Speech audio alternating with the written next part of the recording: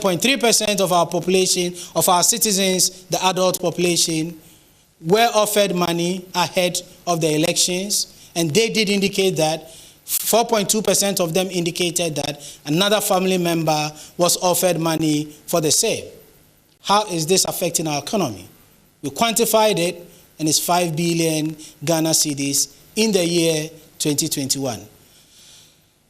What are the next steps? Your Lordship, we hope to collaborate with UNODC, TRAJ, and all the anti-corruption agencies that are in this room and are joining virtually or were not able to join, to have stakeholder engagement, do detailed engagement with the numbers that I've shared, looking at the relationships to nail down the issue of corruption at both the national and the subnational level. I belong to the school of thought that it is our biggest problem as a nation. Even before this, the Auditor General's report says that between 2016 and 2020, we lost 48 billion to corruption. That is 48 billion. If we were to convert 48 billion to the old currency, we'll be getting into a trillions of Ghana cedis. So I believe it's leadership. They say a fish rots from its head. So where the head itself is rotten, and so I'm quickly coming to the point that yesterday, look, I heard lay people on radio make a certain point, and I buy into it. They said the capital of corruption is the Jubilee House. So this report should be thrown into the dustbin. The capital of corruption is the Jubilee House. That's where real corruption, the big, the millions of dollars, that's where it happens. That is where all the big people are, and that is where they do the biggest deals. So when you are talking about petty corruption, not to undermine it, but it's just that the police, the 10 cedis here, 20 cedis here, immigration and the rest, it's a joke. The millions of dollars is a Jubilee House. Right. So you just heard a while ago the government statistician, Professor Enin, on the bribery issue, and they have done a comprehensive work, surveyed with such a wide, sample that they used, and they are talking about actual corruption. It's not about perception. It's not about perception. It's actual corruption. Right.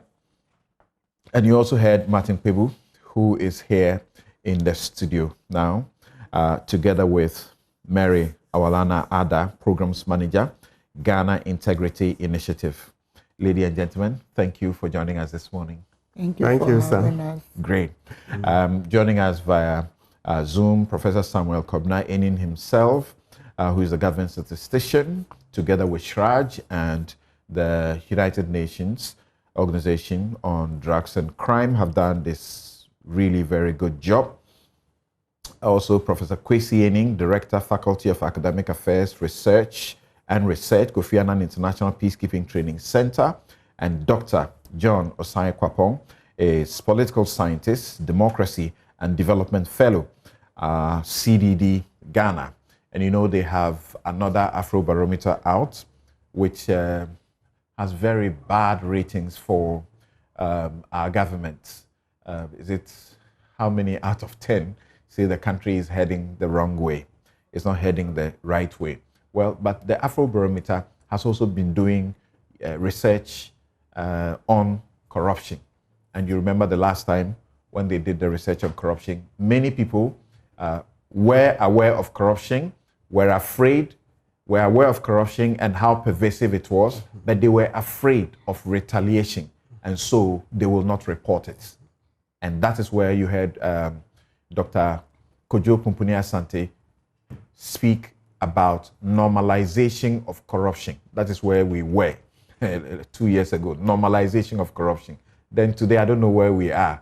Either we have a seared situation of corruption, so we can't feel anything again. If it's been normalized, then at this point, we are seared. We can't feel it. It goes on as usual. All right, so let me start with right here in the studio with Mary.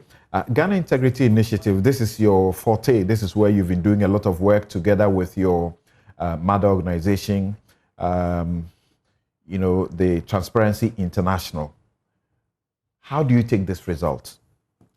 Thank you very much, Samson. Let me say good morning to your viewers and good morning to the very distinguished panel for today's show. For us, I was at the launch of the event and I made the submission that the results that have been churned out by the Statistical Service and the SRAJ is not that surprising because we have had occasion to do same over the years. Let me say that we, as part of a consortium that worked on the issue of perceptions and corruption, we called it the Knowledge, Perceptions and Experiences of Corruption Survey in 2017. And this was a USAID-funded project which was over a 5-year period. And we did not only seek to document the knowledge of the citizenry when it comes to the issue of corruption. We wanted to understand what people of Ghana thought corruption was. And let me say that we sampled over 17,000 Ghanaians. The difference there between this and the Statistical Service sample is the fact that they did per household, and so it depends on the sample. For us, we did almost 18,000 Ghanaians as our sample for that survey. And in it, we wanted to know what Ghanaians thought corruption was. And so at the end of the day, our analysis showed clearly that bribery was the best indicator Ghanaians appreciated as corruption, right, because they saw a lot of other things. Again, we went to look at the perceptions of Ghanaians when it comes to the subject matter of corruption.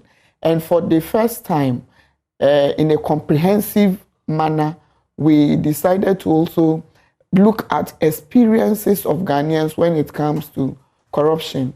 And in this, I am mentioning the Transparency International methodology, which is the Global Corruption Barometer. It seeks to ask if you have had an interaction with a public officer. And in the interaction, they follow, if you have not had an interaction, then you do not proceed to these other questions in the survey. But if you have had an interaction, then the other question then follows. Did you pay a bribe? Or did you not have to pay a bribe? Or if you have had to pay something as a compensation of sorts? And it's revealing, we did it per the institutions. And therein, if you look at that report, you would realize that in most of the institutions that have been mentioned by the Statistical Service, ours, we decided to categorize the institutions a little bit differently than what they have done now. We have the executive, we have the legislature, the judiciary, but in this current report, you realize that they have looked at the issues differently, categorized the various institutions providing services in a very different manner. And I think that is also very exhaustive. They have their reasons for doing that, and it's also good. But we are saying that for a fact we've done this before. It's not surprising at all, the figures we have found. And then on the issue of the dynamics around gender and corruption, again, the Ghana Integrity Initiative, as far back as 2014, I was part of that research. Myself and my former boss, Mr. Vitus Azim, we documented the gender dynamics of corruption. And this current survey, again, confirms the views of Ghanaians when it comes to who is more likely to pay a bribe between men and women, and who is less likely to request for a bribe. I believe that this survey, it's not too different from what we have done before, but it goes a longer way to document and then quantify the sums of monies that are collected as bribes. And I think that is a good benchmark and a baseline for us as a country to document. I say so because the SDGs have targets and indicators and milestones based on which we need to measure as a country. And if we are to make progress, we need those benchmark indicators to be able to ascertain if we are making any progress. And I say this report is also useful because then when civil society does it, it is, the impression is that this is civil society. We have had some bashing along, people saying you sit in your office and just decide to document things to paint the government black.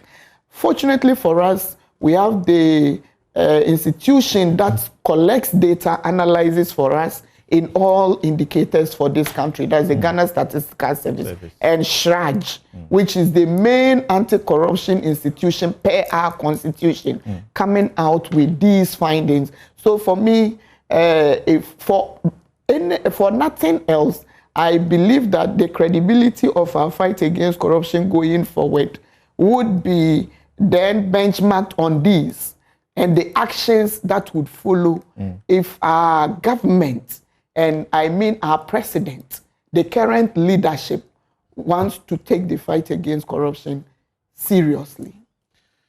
Right. So I'm going to get to Professor Enim himself, to help us with some understanding of the job that they have done. But before that, I'm taking my guests their preliminary views, whether they are surprised at this or they are not, and if they are surprised, why so? So let me get to Dr. Osei Kwapong. Thank you very much for making the time to join us. So what do you say about the survey? At least looking at 15,000 respondents that they had to engage. And good morning to everyone. I'm not really surprised by what the survey is documenting. If you follow some of the work that the Ghana Integrity Initiative has done in trying to understand, our perceptions of corruption, but also actual experiences with bribery.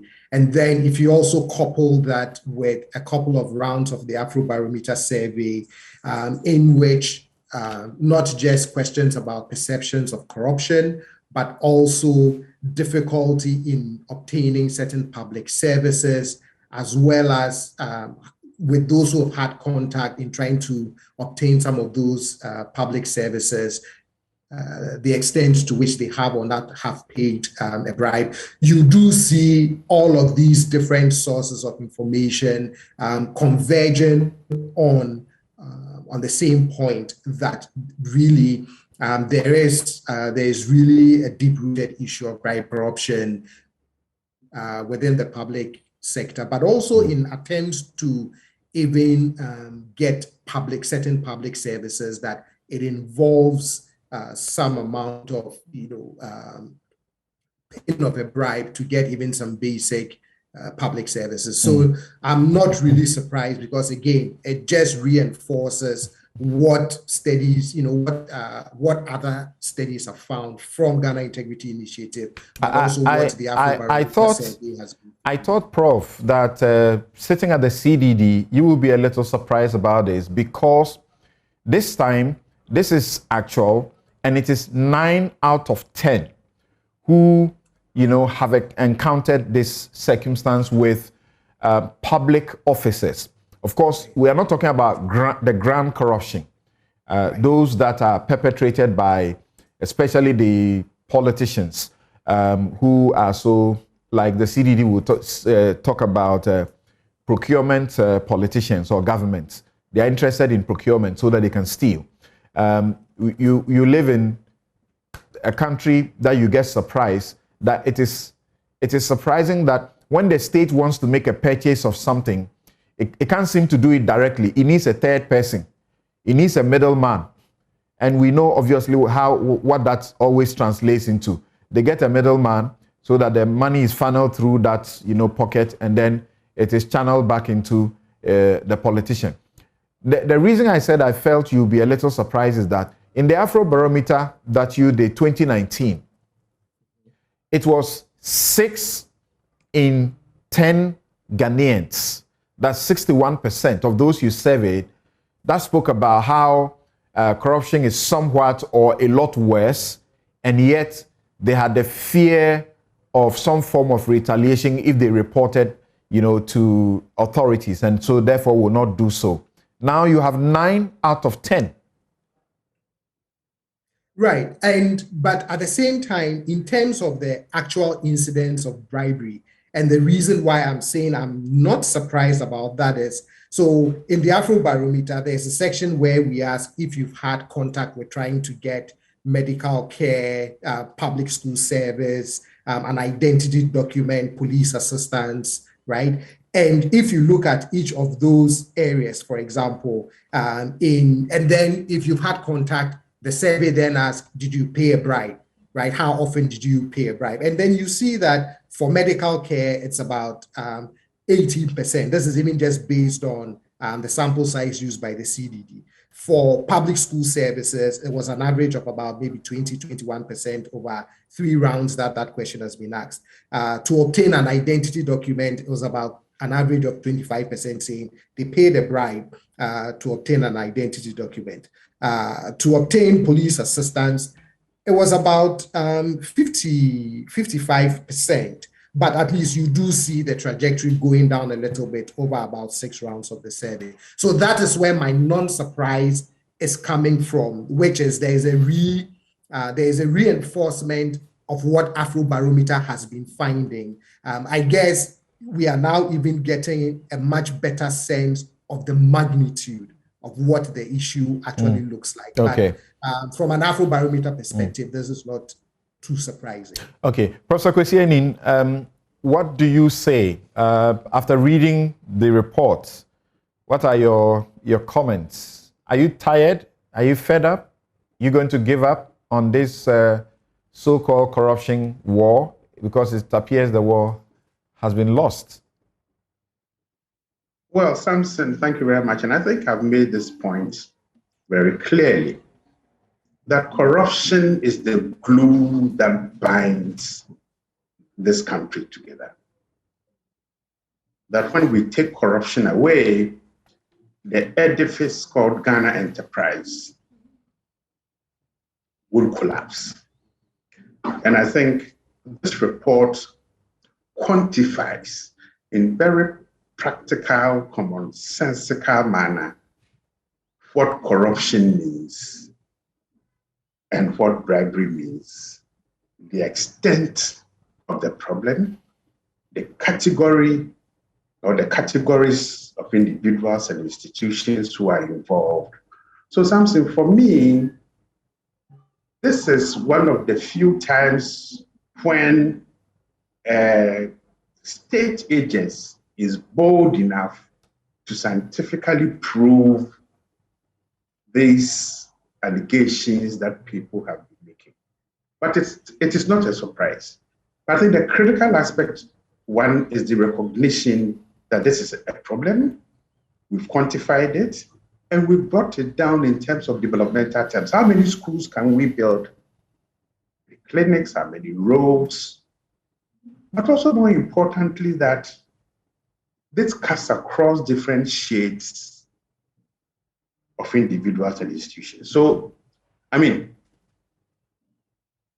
corruption creates insecurity, it creates a sense of social injustice, it creates inequalities in society.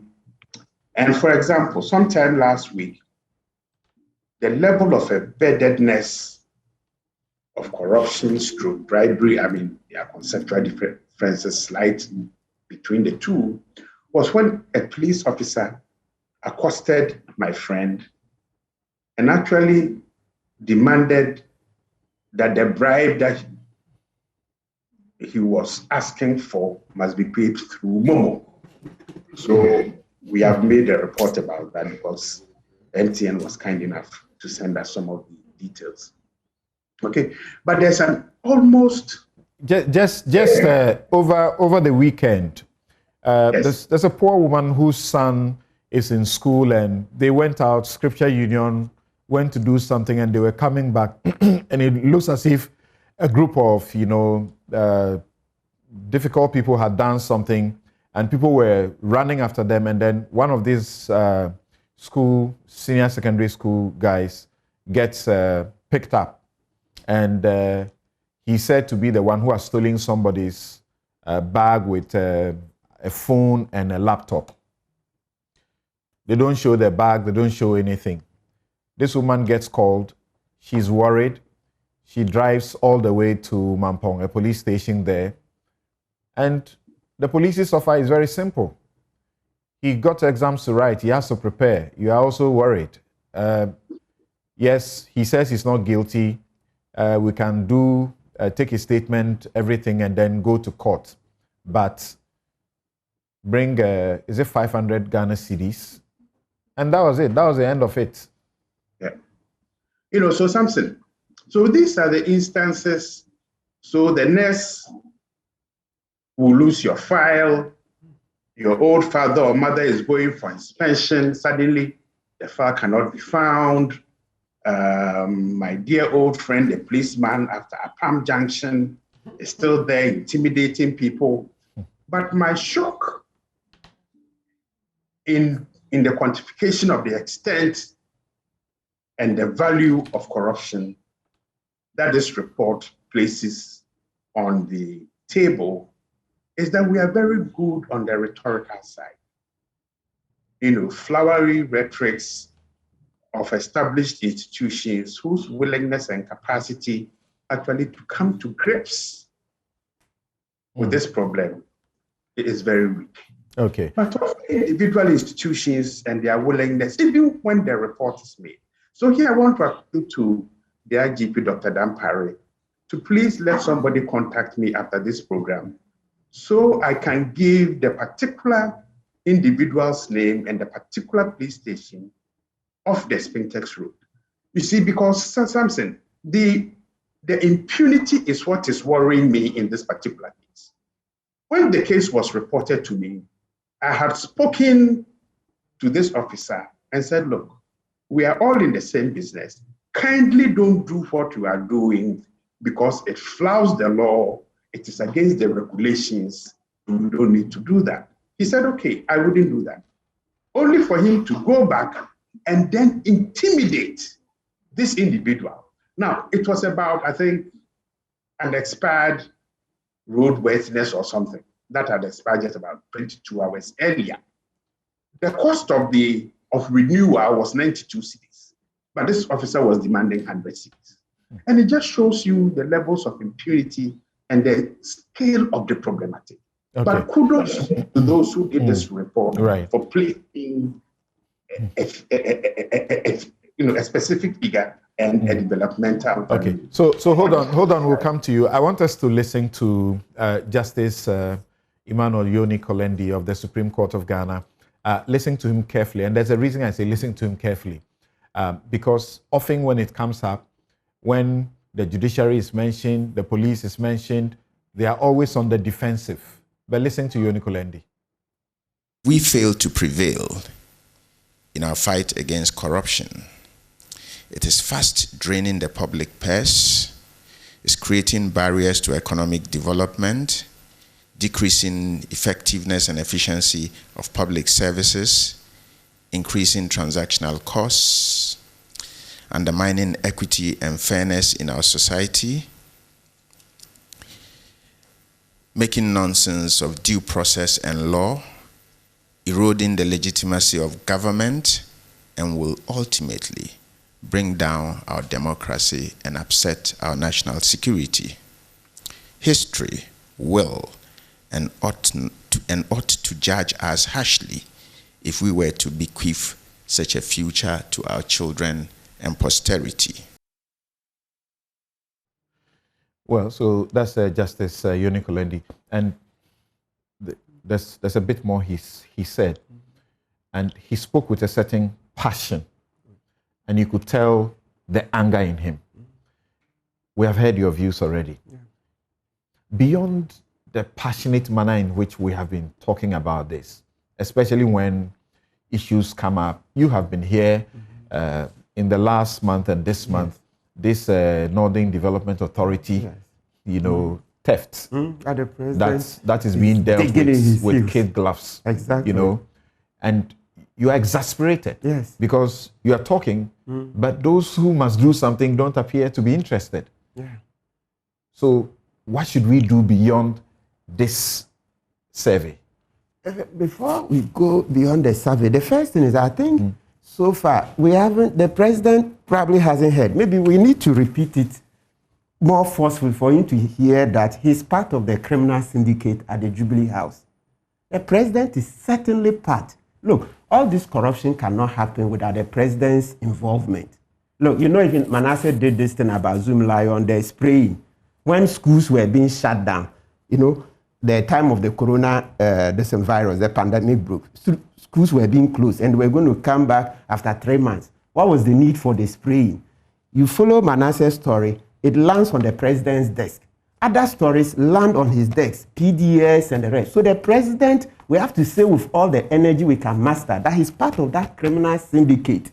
And that, look, we will not take this from him. He has to just step down. Is it not the case that he has to step you are down. looking for swifter action, and the president will use a process that is not as swift as you want? And will that warrant and justify your saying he's a part of this the president is criminal not syndicate in the Jubilee House? So he's not interested in any process because in opposition, okay, we can Google it. I'm sure viewers know. He said he will use the Anas principle when the president was coming to office, and that's why I voted for him, okay, with alacrity.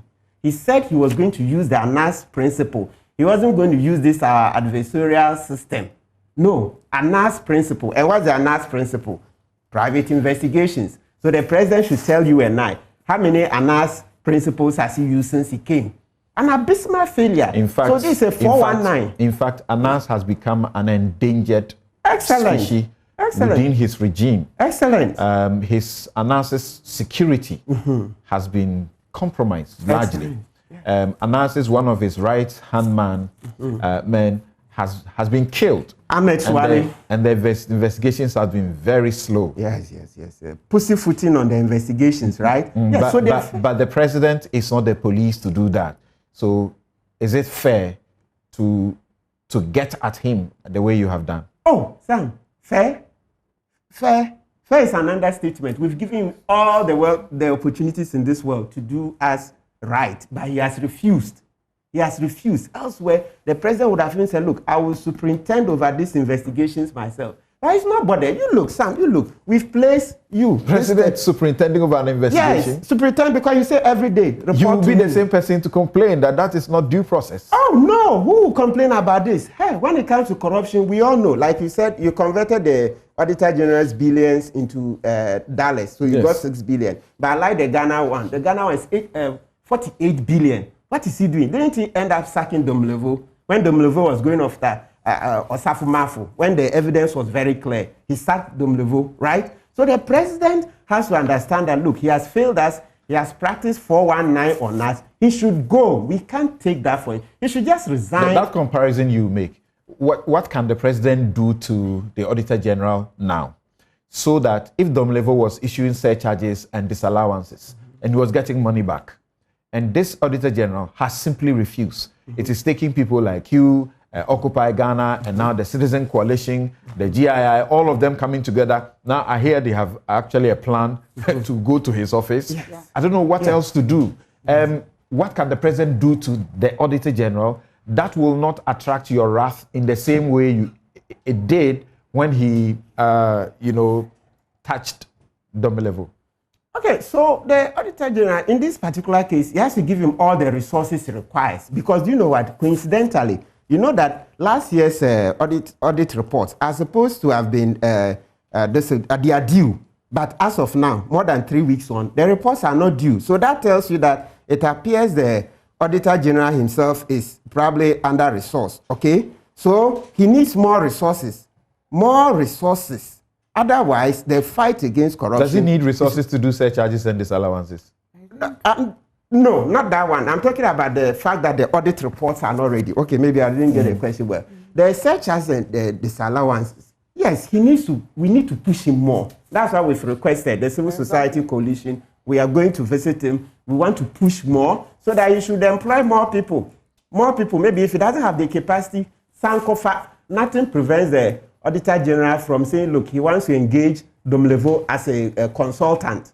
And also, Chairman Sabunsu supports that we should give the Auditor General more independence. And that one, thankfully, is not even an entrenched provision, Article 195. So you see, Monday, July 18th, page 19. Amend Article 195 to guarantee independence of Auditor General, majority leader advocates, blah, blah, blah. So, Sam, my point is that the current Auditor General can engage Domlevo. Okay, he didn't sack Domlevo, so I don't see. Of course, we know that practically it's because this current Auditor General is their man. But look, he can rise above the partisanship and appoint Domlevo as a consultant to help him. Look, let's look at this. Trump. When Trump appointed the Attorney General, between Sessions and then the other one, the AG, when he had to appoint a special prosecutor and everybody knew that he didn't want to do it, the Attorney General allowed the Deputy Attorney General to appoint James Comey as the investigator to investigate the Trump matters, right? So you see that in America they have several examples. Yes, the president is appointed you. If you think maybe you are too close to him, you won't do, you let your deputy do it. So I am thinking that in this case, if the Auditor General himself doesn't want to do it, he can allow one of the deputies, appoint Domlevo, who has a track record. He's done it before, so bring him in and he will do it. And the president can't stop. Look, I think the Auditor General needs to rise above partisanship. Because if you look at the circumstances in which he was brought in to come and whitewash the mess, it suggests that he's very, very close to them. All right, now let me get to so Sam. Yes. So your main question was that beyond this report, what should we do? And so beyond the report, the number one is that I'll come back. The president should go. Yes. Before we come to constitutional review, the president should go. That is it. Let's repeat with all the energy. General Ankara, president in 1960, resigned over a bribery allegation that if you convert the 6,000 Ghana cedis, that 6,000 cedis, somebody says it's not more than $21,000 today. Allegation, he resigned. So let's go, $20,000 allegation. The president has given you the office of special prosecutor. You are excited about it. Amidu says the president is the mother serpent of corruption.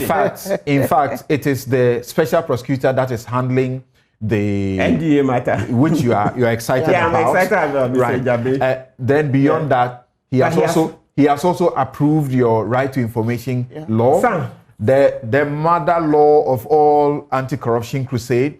Now he's been doing some things, including amending your criminal and other offenses, your criminal offenses, criminal law. And he has done an amendment to bring accepting and giving bribe or influence of a public officer. But Samson, laws don't implement them. 12 years, at least 12 years or not more than 25 years. We don't want longer terms. We want retrieval of the money. And we already have sufficient laws to retrieve. This is his commitment. Recovery. No. Samson, listen, special prosecutor's office is empty. Please, Samson, let's repeat. Special prosecutor's office is empty. He doesn't have enough men. No cars. It's such a problem. I wonder how Kisi works. I've been there a number of times. You see, and that's how come the investigations, though they are trying, with some policemen, there are few. They are still trying to recruit. Okay. That's why Matinamidu says the president is the mother serpent of corruption. Now I understand it. To add to that, I just wanted to say that we make the laws, that is true, but laws do not implement themselves. We need logistics to ensure that we are activating these laws. And that is why in most of the UNCAC reviews, the United Nations Convention Against Corruption, the peer reviews we have had, all of them continue to indicate that we have very fantastic laws in place. We have the institutional architecture developed very well set up. We have, in most of the instances, the human capacity as well to do the job. But then when it comes to enforcement, actual implementation of what we say we should be doing, then we are found wanting because we have serious challenges navigating some of these laws. They've put in place so many gaps in there, too much excessive executive power, which can circumvent all these beautiful laws. People are afraid because they know their appointment is based on the president being happy with them and continuing to remain so. And so they would not do much to piss off the president, unfortunately. And that is what we have to contend with. People know that if they have certain political... these civil society organizations, you appear to know too much. And the president has told you that to your face. You appear to know too much. Allow the system to work, including somebody like myself. When they were doing these amendments to elevate so-called the punishment to where it is, I said this was unnecessary because the law already provides for it. It's there. You are just seeking to streamline it. It doesn't change anything because as at the time we were amending the law to say if you give bribe and so on, the 25 years. You go It's either 20, there. either 12 or 25 years. It's already there in the law, except that. And who wants longer prison terms? Sentences? Anyway, let me go to Professor Enim himself. Prof, you set out to do this work. Were you surprised at the at the outcome?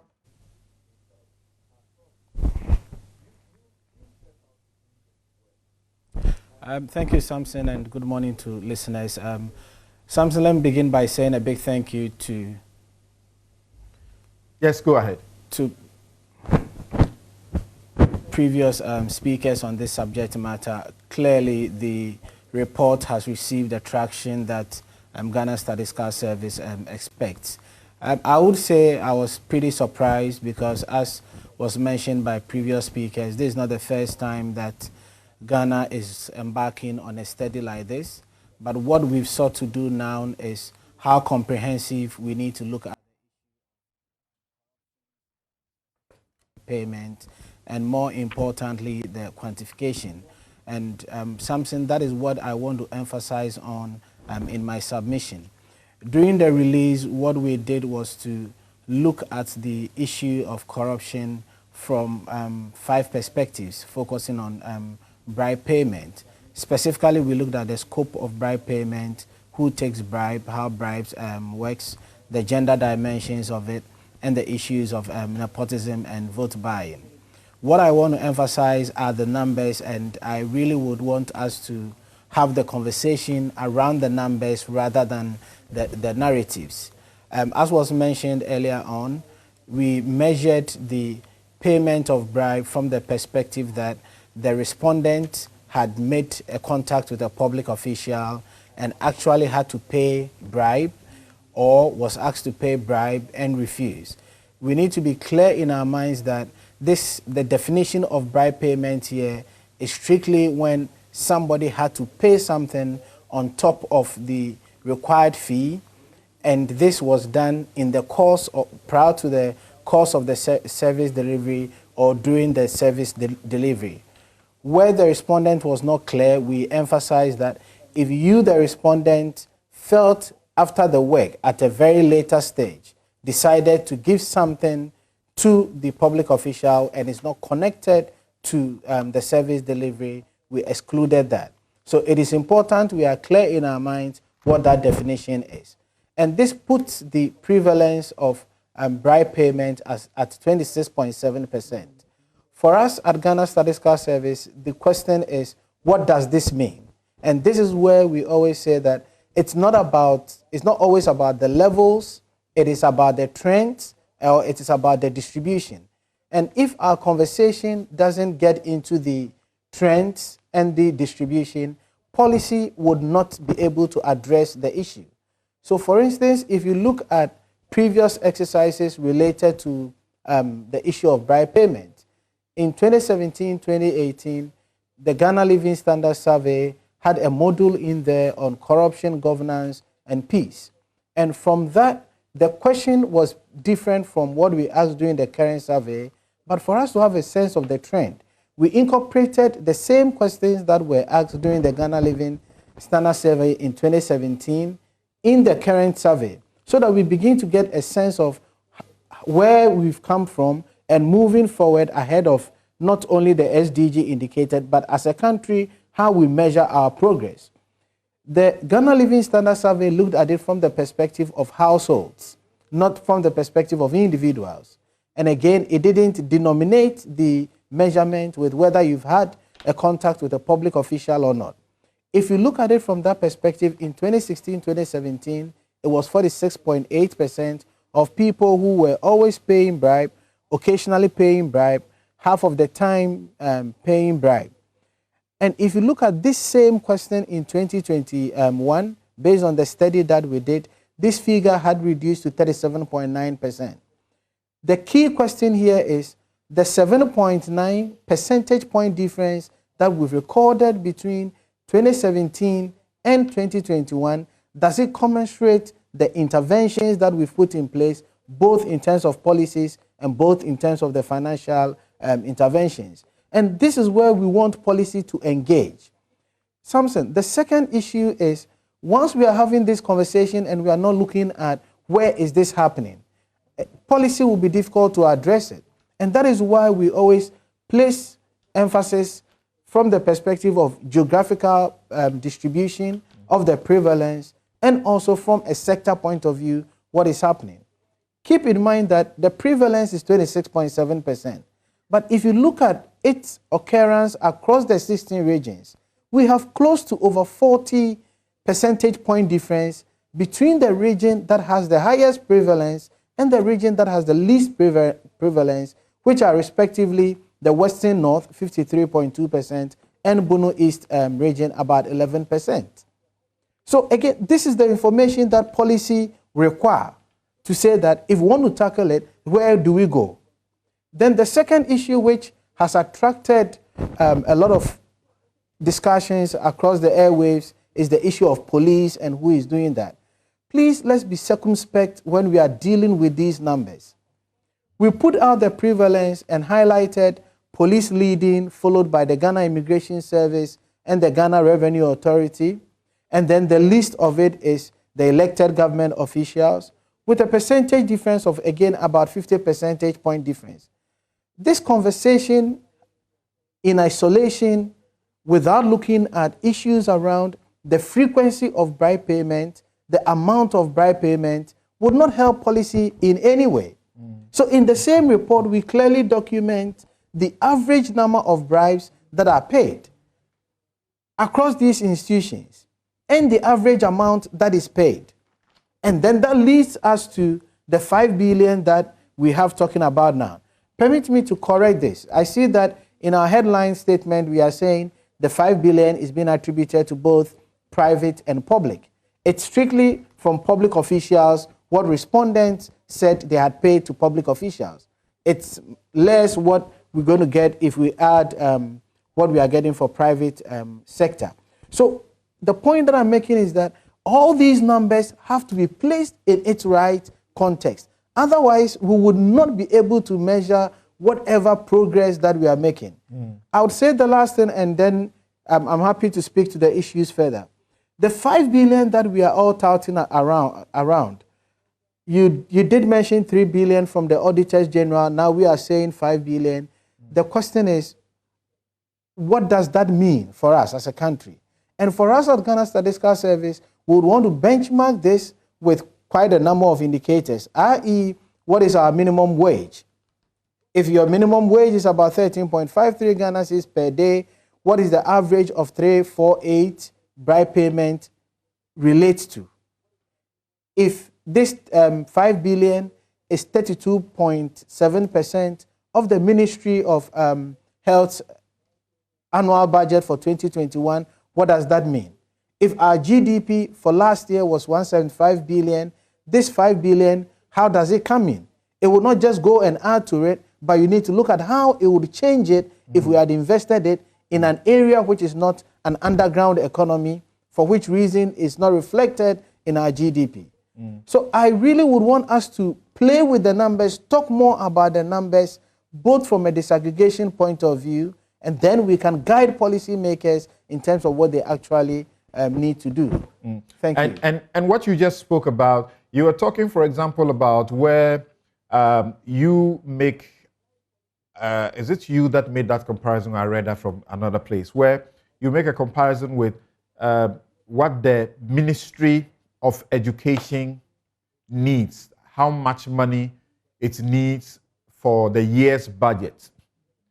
And when you take this 5 billion, what it means then that we have lost. And when we are talking about the Auditor General in my reference, we're talking about the Auditor General's report for 2016 to 2020, and the cumulative amount stolen or lost is 48 billion Ghana cedis, but converted to approximately 6 billion Ghana cedis, and not 3 billion. Now, you did the ranking, so to speak. Police officers, 53.2%. The Ghana Immigration Service Office, 37.4%. The Ghana Revenue Authority Custom Officers, 33.6%. Lands Commission, 32.4%. The DVLA, 29.5%. Passport Agency officials, 29%. Prosecutors, judges, or magistrates, 22.3%. Then you have the National Intelligence Bureau. Some people are shocked. National Intelligence Bureau is such a serious place, and people are asking, collecting, and taking bribes. The National Road Safety Authority, supposed to stop the carnage on our roads. 17.8%. Prison officials, what are they taking the money for? They are supposed to keep the prisoners in there. So 17.0%. The ministry, department, and agency officials, 12.7%. People coming to ask for basic services that they can do without asking or accepting, or, then you have the tax office of the GRA, 12.7%. The armed forces, members of the armed forces, what are they doing with this? 10.3%. Welfare officials, social welfare. Social welfare, the most impoverished people are the ones who go there to seek, services. And social welfare, 10.3%. Now, teachers, lecturers, professors. Now, here's my question, Prof. Does this tell you that this has gotten into endemic levels? Is that a picture you get? And what are your suggested solutions?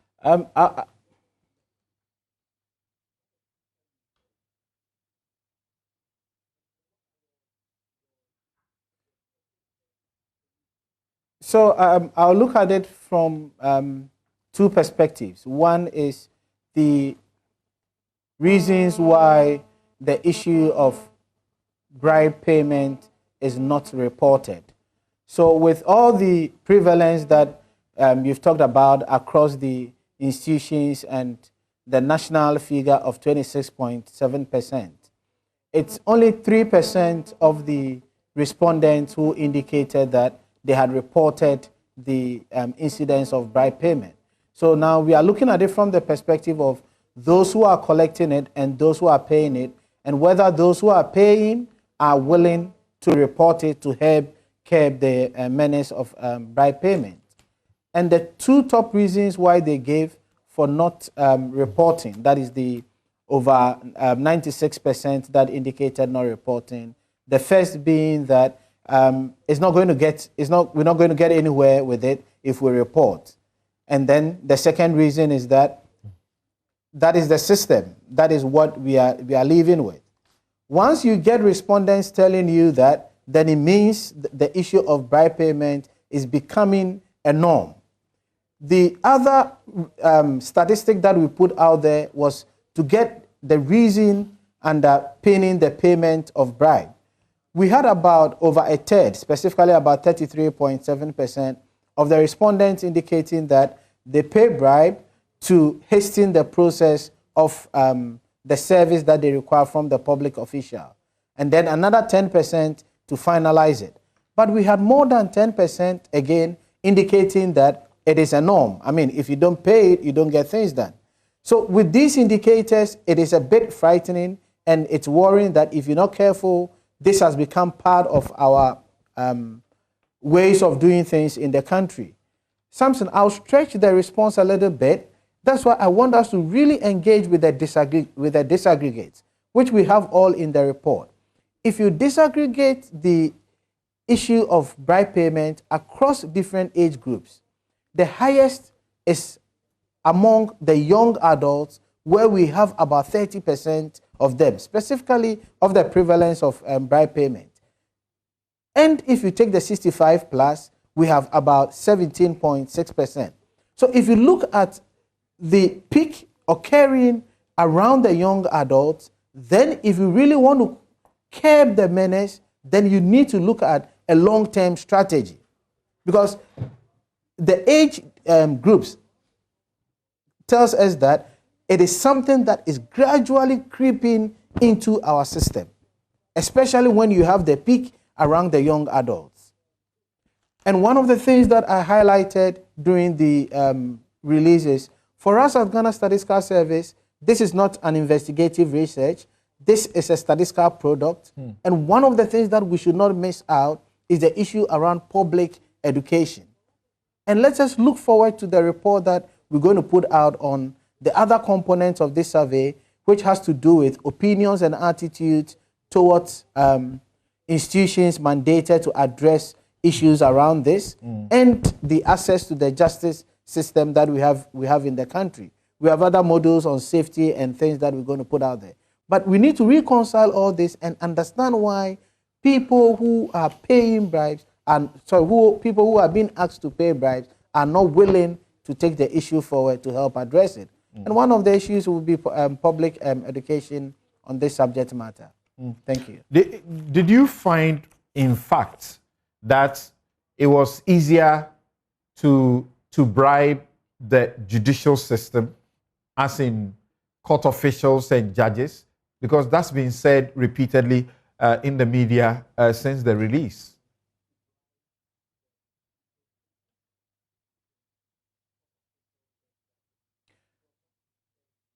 Specifically, there wasn't any attempt to capture how easy it is to take bribe across the various institutions. But what I want us to take advantage of the current report is not just the prevalence, but the frequency.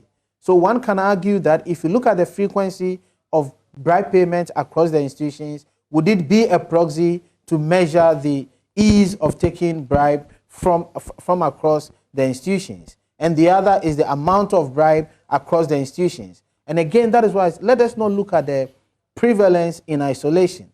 Samson, the average bribe payment of 5 across the those who paid bribe ranges from 1 to over 12. So you see that variety.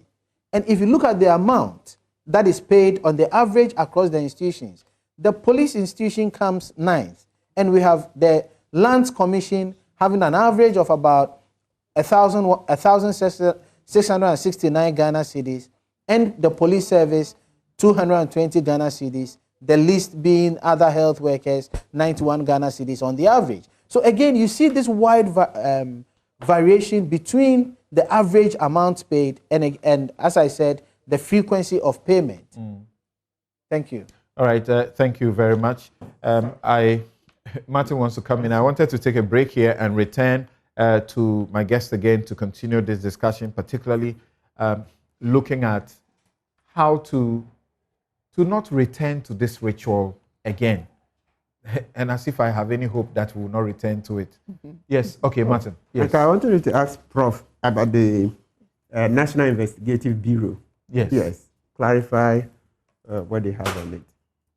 Okay, so Prof, if you are listening, Martin wants to know when you refer to the National Investigative Bureau, a very serious, intelligence institution being ranked in this thing. How exactly is it? What is their case? Well, if they are bribing judges, So again, are you surprised about the Bureau? Yes. Yes. Again, this is a household-based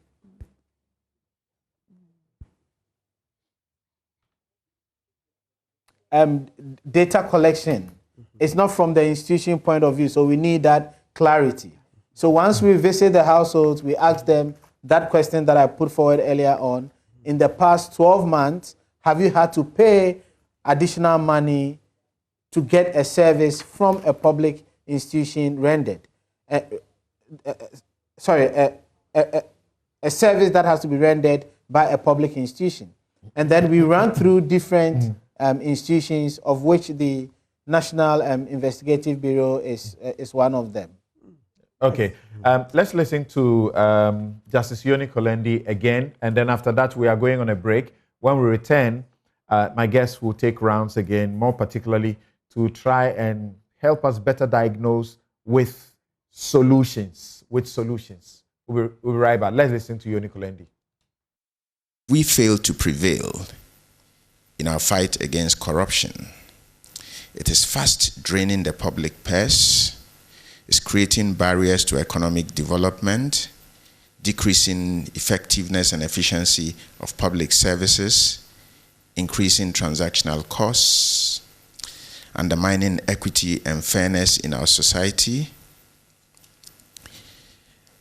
making nonsense of due process and law, eroding the legitimacy of government, and will ultimately bring down our democracy and upset our national security.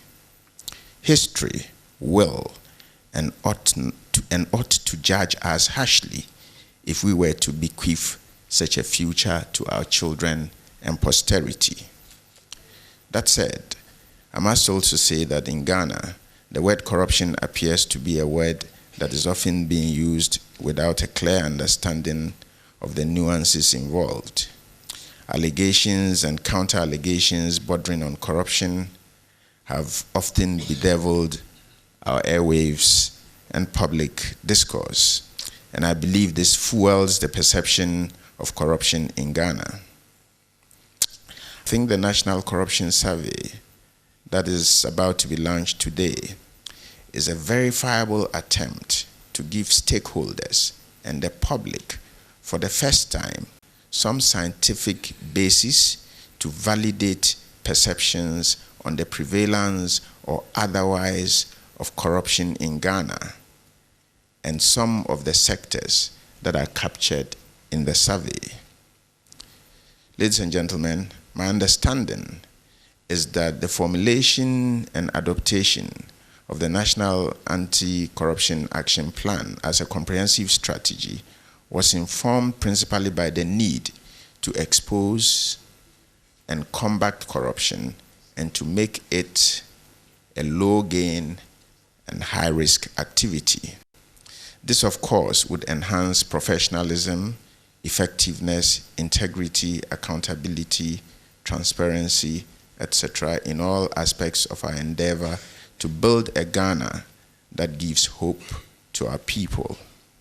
However, we cannot do this successfully if we do not measure corruption with a view to revealing our vulnerabilities and developing the necessary anti-corruption responses.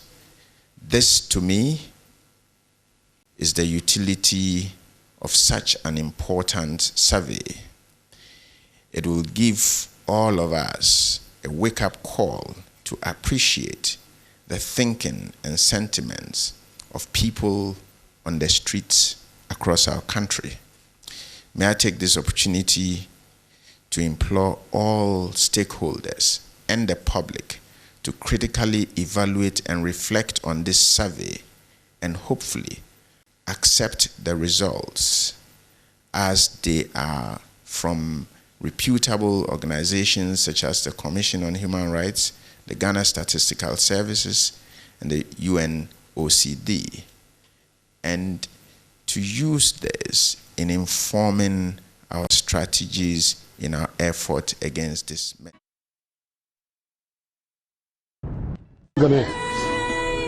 I make these solemn pledges to you, the people of Ghana. To all those who have been dismayed by the level of corruption under this NDC government, I ask for your vote. I am committed to fighting corruption vigorously, and I shall exact the same high standards for members of my government as I have set for myself. I pledge that an Akufo-Addo government, which will be composed of a competent, dynamic team of men and women, will protect the public purse and ensure value for money in all financial transactions for the nation.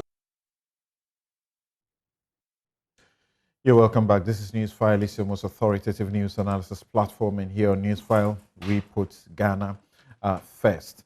Now, there's a reason that we just played what you just listened.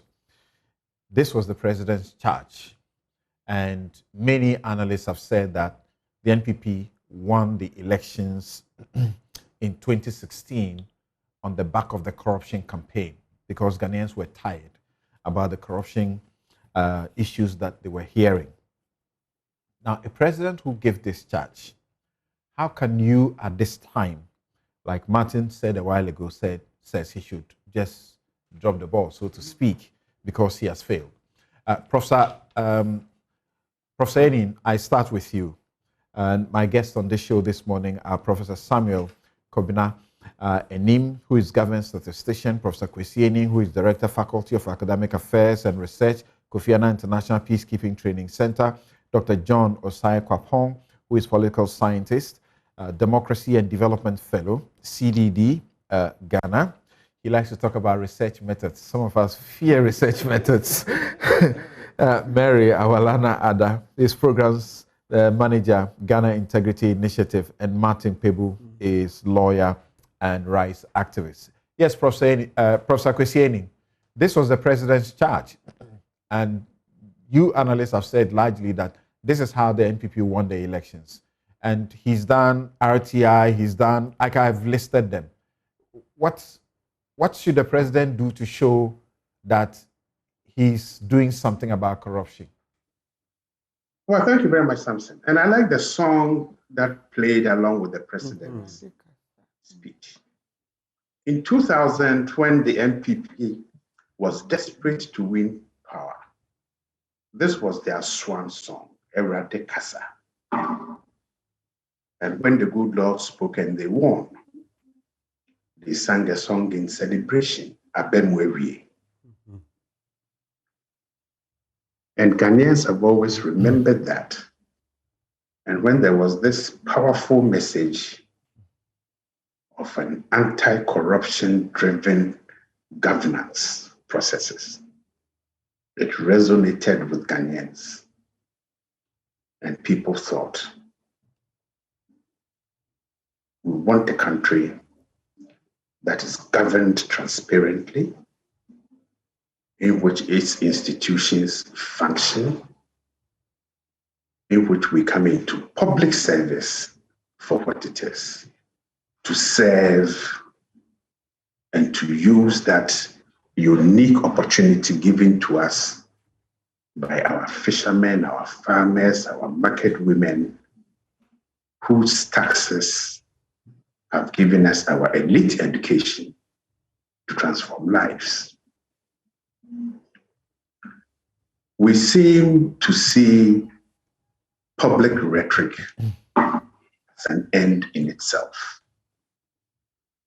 that flourishes of passing bills, of establishing institutions, and creating a make-believe world that we are serious is an end in itself.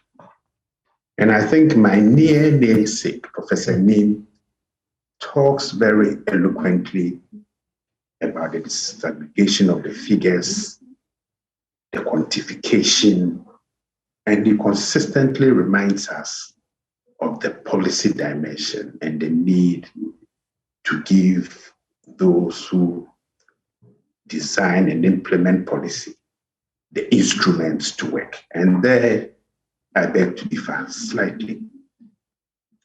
Corruption is an interwoven, integrated network in which more often than not, those who don't want the institutions and the policies to work are themselves interested in ensuring that the institutional processes and mechanisms do not work. So there's a direct correlation between institutional weakness, institutional fragility, and eventually institutional incapacity and unwillingness to deliver that public service in fighting corruption. There are oft stated reasons about lack of resources, logistics, blah, blah, blah, blah. They don't work. It's just talk. So Samson, you and I will be having this conversation by the time I retired. Will people continue to threaten me for saying what I do? Yes. Will I continue to stop talking? No, because I perceive myself as a man of integrity, and I think Enterprise Ghana is much more important. So we need to ask ourselves, how do we move away from the rhetorical flourishes and disincentivize people from paying that bribery or engaging in that corruption? And I think the conceptual exercise that Professor Enim spoke about first is key. I want to spend 5 seconds on this. Corruption is the dishonest or fraudulent conduct by those in power involving bribery. Bribery is the offering, giving, receiving of anything of value with the intention of inducing a person to act in a particular way. Now, there's a certain interdependence and interrelationship between the two. Okay, and it is critical and crucial that in talking about this, that we move beyond the talk and to say, how do we disincentivize people from first paying bribes? Now, sometimes if you haven't been at the forefront of reporting corruption in your own institution, of reporting bribery to an institutional head, and felt on your body the hatred, the anger, the specific attempts at destroying you, either through poisoning, either through fidgeting with your car brakes, either through getting people to intimidate you, or powerful people calling you after interviews to intimidate you about your job, then talking anti-corruption and fighting bribery becomes nothing but rhetorical flourish. You've got to feel it on your body and in your soul to begin to know the dangers and the entrenchment of these processes. And Samson, we are far from scratching the surface. We find it satisfactory that we keep talking. Kudos to Professor Nim and his team. Now we have a scientific basis. Now, when you have your most critical national institutions, those who protect, those who should resolve conflicts, and those who should be engaged in ensuring that the law is upheld, all of them tinted with now this scientific study, then we have an existential problem on our hands. Because how do ordinary people perceive, and now this is no more a perception, that when we pay that 10 cedis, when we pay that 100 cedis to Julius Pinkra of the Vivian Farm Police Station, that makes me feel insecure. That reduces the quality of law enforcement that I get. That makes me feel a less worthy citizen of this country. It undermines my sense of loyalty to the state. And I have a sense that my taxes don't matter. In the end result, our willingness to be loyal to the state becomes undermined. And that is the extent of the danger of corruption and bribery. Okay. Dr. Osai-Kwapo, my sense of this survey is that it involves much the petty corruption rather than the grand corruption. And yet, you would see that the conversation everywhere, it is the high-level grand corruption that is gaining attention and criticism. Now, in the Afrobarometer 2019 that I referred to, as many as 6 out of 10 people said, yes, we are aware that corruption is all over the place.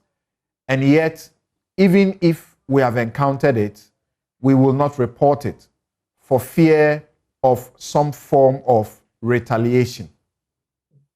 How do we then end up blaming the people at the top and the duty bearers for, the worsening situation of corruption? Will it be fair? Well, I think institutional leaders also do bear some responsibility in this conversation and this problem that we're dealing with, right? And then the other thing that I also want us to bring attention back to, which has been a concern for me, is if you look at the Ghana Statistical Services report, I was quite intrigued that certain public institutions that have low contact rates with the public had some high levels of bribery rates and also had high value for bribery rates. So I think if you look at the reporting, in as much as the police service has been highlighted, you start to realize that the cost of transacting business with certain institutions that have low contact rates is quite high for the citizen. Especially the National Intelligence Bureau. Precisely, or even if you look at prosecutors, magistrates, right? A contact rate of 1.7%, but a bribery rate of 22%. So you place the burden then on institutional leaders on how to administratively deal with some of these things. And I'll have to bring you back to Afrobarometer as well. So for example, we'll have to triangulate all of these key data points that we've been gathering. Because if you look at Afrobarometer, those who have had contact, for example, in seeking police assistance, 59% do say that they do face difficulty in getting police assistance. 53% say that they do find difficulty in getting an identity document. 40% say they face difficulty in getting medical care.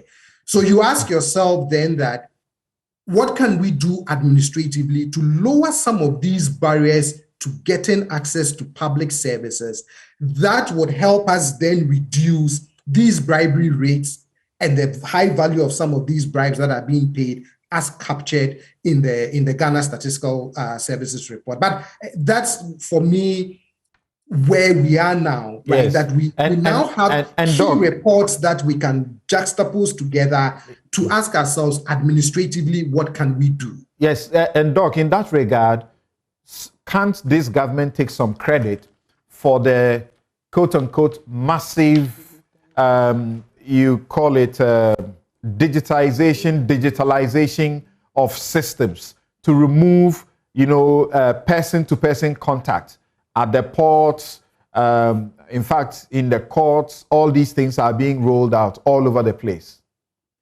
Exactly, right? Tools like that do help. And I think that it's an important step in, like you said, reducing that person-to-person contact. Because again, if you throw in the reasons why people state that they give bribes in this report from GSS, the top reason is to facilitate a given process. So again, you have information about difficulty in accessing and gaining public service. at the same time resulting in these high rates of bribery, then you have to ask yourself, are measures like digitalization going to help reduce that person-to-person contact, right? Because hopefully and then the way the bribery works as per the survey is that it is demanded by the institution. So hopefully if you remove the person-to-person contact, hopefully a computer cannot ask you for a bribe, right? That it's so impersonal that some of these administrative bottlenecks can. I thought, for example, that the passport process is now fully digitalized. I don't go to any electricity vendor or office to pay my bills. I don't go to any water company physically to pay my bills. So why is this still this really bad? So then you also then have to ask, for those who don't have to do that personal interfacing to access these public services, like you said, are spared the burden of having to be asked for a bribe and paying it. So then we also have to probe further to ask ourselves, who is really carrying this burden, right? Is it those then who don't have access to the technology and therefore have to do the face-to-face interaction to get some of these services, which is then placing a burden on them? So again, as we move the agenda forward in terms of digitalizing a lot of public services, how do we also ensure that we integrate enough of the population in there so that there are not these barriers and not a segment of the population ending up then shouldering this burden of how do I access even something as basic as police assistance? Well, as for the police aspect, don't talk about that. That place is just too terrible. And because of where I sit, as in my practice as a lawyer, in my firm, I'm getting stories every day. People are calling you. And by the time they are talking to you, they have already paid to a police officer. And then you want to instigate something and they say, oh, please don't do it. You know, everybody is afraid. I don't know what it is. Okay, so now, Mary, there's a way I'm thinking about things. You, the anti-corruption crusaders, have been telling us for a while now that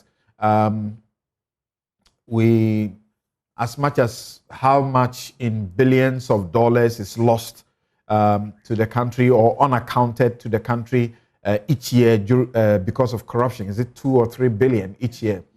How much of that involves grand corruption rather than petty corruption, which appears to be the focus of, this survey?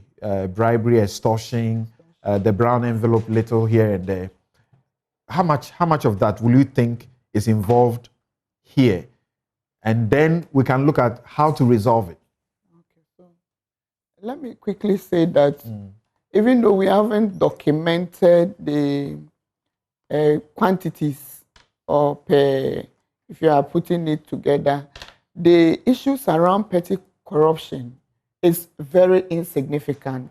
However, it is the component of that makes the issue around corruption very visible. If you take issues around procurement corruption, it constitutes more than 70% on one of the researches I have read from the World Bank and also Transparency International. Procurement corruption is huge, constituting sometimes in one procurement, somebody is getting about 10% of the sum. So if you are getting a 1.2 million worth of contract and you are paying as much as 20, sometimes 30% of it as a bribe, compared to a policeman who is standing on my road around Fise, ensuring that he's getting 5 cedis, 2 cedis. That's a very insignificant amount. And so for us, we believe that even though the petty corruption issues are very minimal, we as well need to talk about them because that's where the issues around reputational damage happens. Because people see that happening. I was just thinking when Prof was speaking about some of the exposés that have come up from this media house, for instance, in the instances of Kwete doing the Tamale Teaching Hospital, where the midwives were taking some monies, and it resulted in a very huge expose. You remember also the issues around the whistleblower issues around CAF, where small monies were taken and he decided to report. Unfortunately, it became a whole issue. These are small monies. But then let's go back to thinking about what the ABAJ case was about. Look at the number of contracts that he was able to get. And then even though he didn't do anything with execution, he was able to get some percentages selling back. And so as a middleman, he was gaining so much through corruption because he had opportunity and he was well placed. There are other huge ones like the Galamsey expose that happened. And in that, you remember it was reported. Unfortunately, nothing has happened. We also see that documented in most of the infractions. And let me say the Auditor General that you have cited copiously this morning shows that issues around, most of them are not, you would say 6 billion, but in some of the instances, you would say they are not pure corruption related, misapplication of funds, and others are not. But that's why I talk about stolen or lost. Or lost, yes, to the state. So if you take the issues purely around the corruption arena, then you are talking about huge amounts that get lost through procurement, and some people intentionally through the ghost names in the system, which continue to get perpetuated. As to what we are doing about it, we have continuously spoken. And you remember we have been to Shraj. Recently, there is another one that came up, and we've been speaking about it. I remember the said gentleman went on another radio station to say Meriada has no integrity, to talk about him not having integrity. When a public officer, in the discharge of his duty, decides to also set up a company just in like manner as the PPA gentleman. And this company gets PFJ contracts. He admits in the expose that he was the person who facilitated that, and this is huge sums of money. Unfortunately, we haven't heard anything yet. This was another area where we did advocacy, spoke to the issues extensively. Unfortunately, our president has not done much. And so for us, we believe that quantifying the sums is important, but action to ensure that we reduce the reputational damage to this country, which we don't have much of anymore as a people out there. And let me use the CPI to state categorically that we are not doing too well when it comes to the fight against corruption. And it is because we are being cited always for issues around our lack of accountability when it comes to public office. And you know the CPI focuses on public office. We are looking at the independence of our audit institutions, which bring these figures, and yet nothing is done about. And so for us, we believe that quantifying the amounts is important, but then there is no small bribe. And for us, there is no big bribe, even though the small bribes are just small. It is what we hear about. The big bribes are equally important, and those are the ones we believe the strategies of our time would need to help us initiate some of the investigations and expedite them so that the trust of the people would then be gained. And we believe that the president would be the one who would help us in this cause. So when the president has cause to make pronouncements such as civil society, you believe you have all the experts, you know everything. Even though you've told me, yes, it is the people of Ghana who decided to vote me into power. And so I am working for the people of Ghana. We have information, we share it out there. We say the issues around grant corruption, particularly around procurement, which is so very huge, must be dealt with if this president would redeem his name. As things stand, if we want to catalog the issues around grant corruption, even though they are not as many as the petty ones, it would constitute more than 80% of the corruption in this country. And it is only the president who the buck stops with, who can help us to deal with it. Interesting there, Mary. And okay, forgive me. I'm live on TV. I was going to ask a question, but Please do. I censor myself and I don't ask it. You know, was the president not right somewhat when he told you people off, so to speak? In part, he had said that some of the CSOs, you know, he had doubts about what they really stood for. He spoke about some of them having campaigned against him and having done the partisan politicking thing. And so it's difficult for him to take advice on how to deal with corruption and good governance from them. Was he not right then? I believe that is very wrong on the part of the president to think like that. Civil society exists to prefer alternative views. And we exist to ensure that when we see that things are not going right, we definitely must be known to speak to them. And so for people having their political views, for some of us, we continue to say that we are non-political. And if you realize recently when we set up the Citizens Coalition, that is one of the criteria. We want to remain so because we believe that therein we can remain independent and make our advocacy count. We represent the people of Ghana.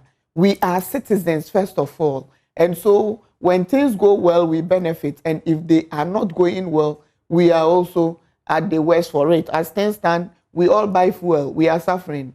We all go to the markets, we are all suffering. And so if we have views and we don't espouse same, believing that they are the best for this country, then we don't know what we are talking about. For us, we were involved in the shaping of the OSP Act. And if you read it, if you go through it, you would realize that capacity of civil society to support government is very high and credible.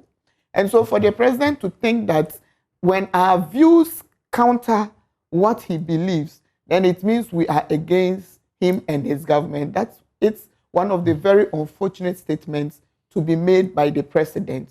It is a fact that the citizens of Ghana voted for him. We are citizens. Martin is a citizen. He says he voted for him in 2016. Yeah. And is he not a citizen? And campaigned for him in 2020. They did not, did his vote not count in him winning. I may say that I do not take these political issues very seriously because I believe that I am a Ghanaian, I'm doing anti-corruption and I must remain focused. And so for the president to say that, I believe he should rethink, have a rethink, and be more open to listen to contrary opinions, be they from opposition or whoever. Yeah, when it is important. For example, there have been situations where we have heard groups like the Africa Center for Energy Policy speak about energy matters. And then when the president is questioning, he says, well, there are also experts in my government. He's right, is he not? It is right that he would have experts in government. But then, unfortunately, remember that in the dispensation we serve in, people are very, very economical with the truth. Sometimes I wonder, these are my personal views, sometimes I wonder if the experts around our president tell him the actual truth or the things that are happening and which they study and prefer their opinions on, if they are actually giving him this information. Because it is so glaring out there that things are not working as they should. But the president comes and then he speaks as if he is speaking from another planet and not Ghana. And even though these experts are there, I believe that for the president to do very well, he should also listen to others who are saying things that are contrary. Is it that every other person is lying except those around him? It is good to trust people you have appointed. Yes, because without trust, most definitely you cannot work together. That's right. But it is also very true that when others speak, they have been the observers, they have experienced it, and they are the better judges of the issues. Let me come to Martin now, and then after that we can take some break and return to Swami and what the MPP MPs in what the MPP MPs in Kumasi or Ashanti region are seeking to do. And Martin, some hearts, I've asked you a question and you say, well, it's not really about the laws and making the laws. But I suppose you agree that it's important to make the laws because that becomes the basis. Yes. And having known you, for example, we passed the Domestic Violence Act. There was a need to set up a fund. For how many years? Nobody bothered. You had to go to court on your own as a citizen. Yes. Use your own resources to fight for the court to say it should be set up. And when you won that victory, you still had to continue to fight for it to be set up. And still fighting for them to operationalize. And you're still fighting. Yeah, in law it's set up, but there's very little money in the operationalization. So here is my question. It does appear that there's a need to incentivize reporting corruption and corrupt conduct. Yes. It is the best way because if it incentivizes, people will do a lot more. The Afrobarometer 2019, which said that 6 out of 10 said they will not report for fear of some retaliation. It's been 18 years or so, 2006, we passed the Whistleblowers Act. The Whistleblowers Act provides protection, including state security against harassment, victimization, etc. at your workplace. If you have seen your boss is doing wrong and you go and speak about it. That doesn't appear to be enforced. Exactly. The Act also provides for a reward fund. So that fund is meant to motivate reporting of corruption. And people can gain as much as 10% for reporting corruption. So if you are like Manasseh, you're a journalist. But if you are Manasseh and you blew the whistle on Jida and we ended up recovering, $1 million, you can look to get at least 20% out of that. 10%. All of that, 10% out of that. All of that are not being done. So what do you think we should do again? Because we still talk about law and there is a need for the law. You have been talking about the constitutional provision, for unexplained wealth. Article 286 clause 4. Right. What again, right? So, Sam, number one, citizens should be more engaging. They are doing well. You can see increasingly the nation is changing. You go on social media, I think citizens are engaging more now than in the previous administration. I mean, talking about 2012 to 2016. I see the country is changed. We are far more vigilant now, but we are not yet there.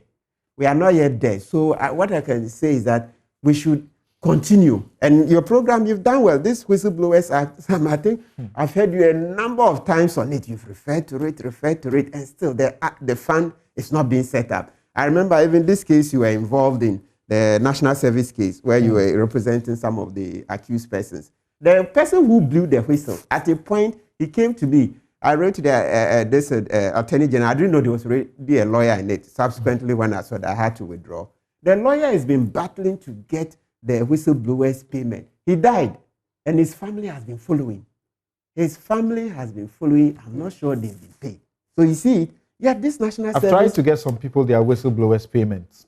Excellent. It's almost like. So, you see, we are back to Nader's table. We are back to. And those people have given up. Yes, they blew whistle on companies that were not paying their tax, and the state got them and got a lot of money out of those companies.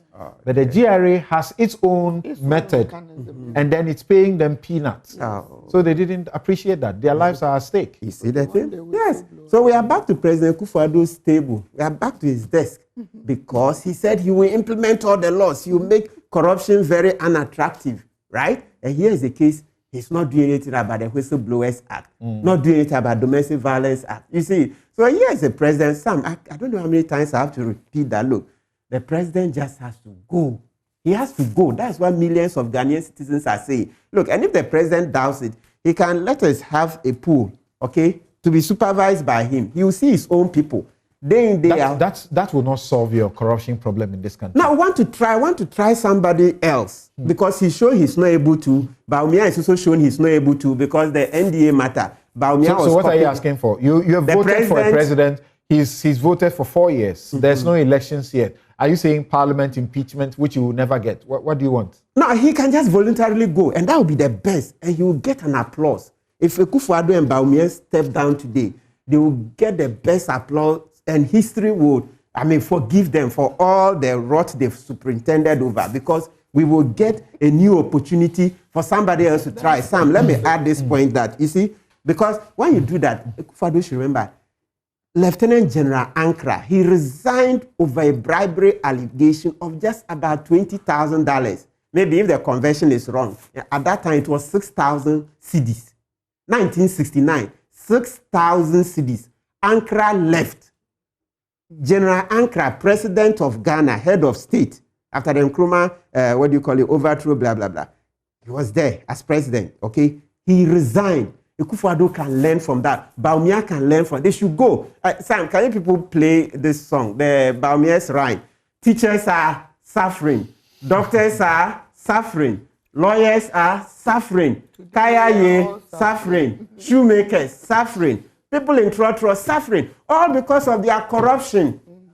It's their corruption. Some like say 6 billion. And we are going to the IMF. At the same time, I have pointed to you that the things they have brought to bear, which is supposed to reduce corruption. No, but that's especially the in the area of digitalization and digitization of the systems. Sam, Lands Commission features here because people go there and they must pay some bribe somewhere here and there. Lands Commission, Dr. Baumia, is the one superintending the digitization of that place. If you talk about the courts, you and I know that there's a digitization process in the courts. Those alone are not sufficient to solve corruption. No, you don't know the human mind. Human beings will always beat the system. What we need is leadership by example, number one. All the cases that have been brought, he needs to deal with them. Like we've been saying, NDA on his desk, he's not dealing with it, okay? You look at the special prosecutor, he's not funding special prosecutor. If you go there, you're not careful, you weep for the special prosecutor. The place is empty. It's a ghost town. The special prosecutor's office is a ghost town. So this syndicate, he has to stop. This is syndicate. We need to break it. I said we'll take a break here, but let me hear the government statistician briefly before we go on a break. Yeah, so Professor Enin, what should we be doing from here, from your research, which everybody else is applauding you, the Shraj, and the United Nations organization for a good job done?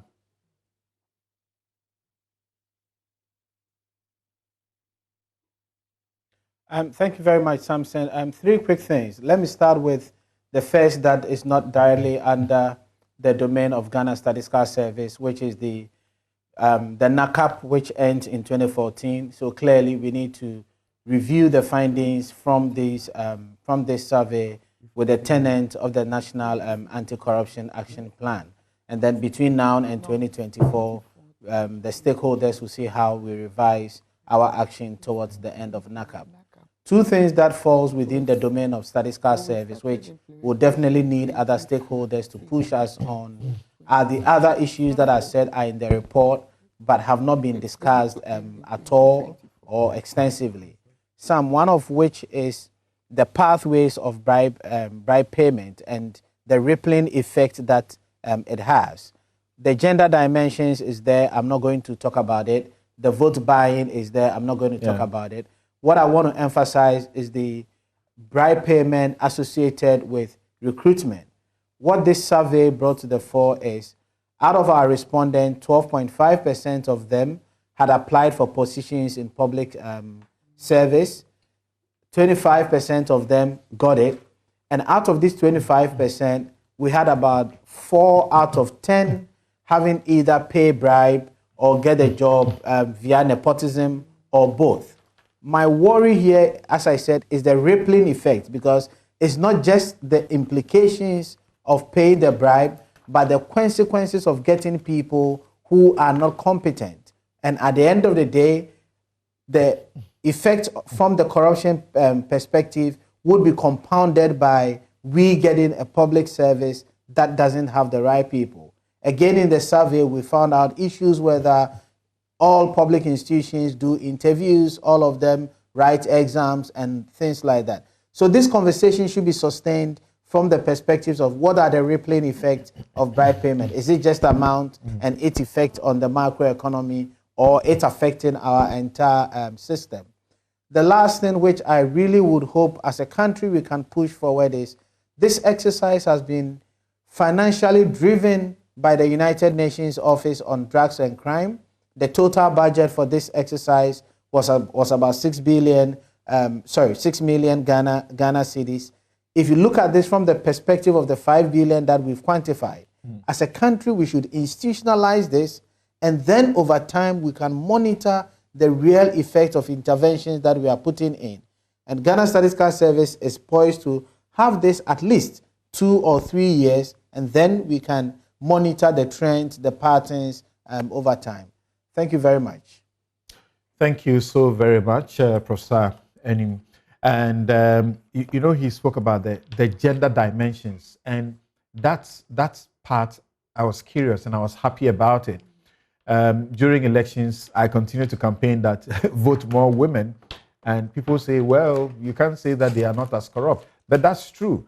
Through survey upon survey, confirm that women are less corrupt, and the survey shows that women in public office are less likely to demand or solicit anything from you when you go to them.